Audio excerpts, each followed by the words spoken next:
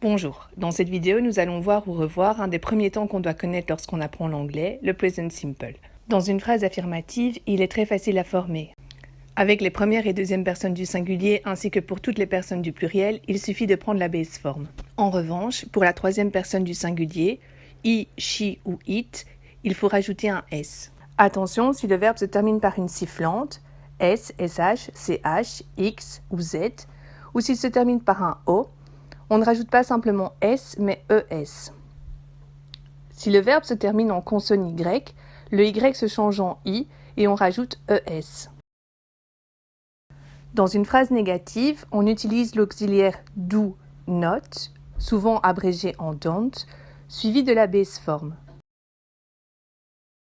À la troisième personne du singulier, on utilisera does not ou doesn't, suivi de la base form.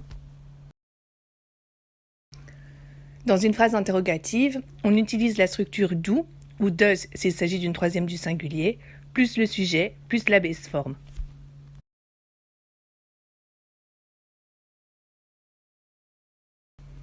Quand utilise-t-on le present simple? Tout d'abord pour parler de nos habitudes. I play tennis every Monday. He usually watches TV in the evening.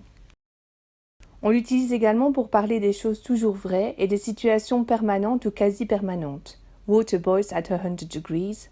I live in London. On l'utilise aussi pour les horaires. The train leaves at 10. School begins at 9. Enfin, on l'utilise dans les clauses temporelles après des mots comme when, until, as soon as, etc., après lesquels on ne peut pas utiliser will. I'll call you as soon as I'm home. That makes sense when you're older. On récapitule. Dans les phrases affirmatives, avec les premières et deuxièmes du singulier ainsi que les personnes du pluriel, on utilise la base form. À la troisième du singulier, on doit rajouter un S. Dans les questions, on utilise la structure do ou does, plus le sujet, plus la base form.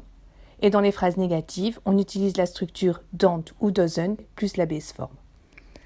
On utilise le present simple pour parler des habitudes, des choses toujours vraies, des situations permanentes, des horaires, ou dans les P2 au futur après des mots comme when, as soon as, until, etc.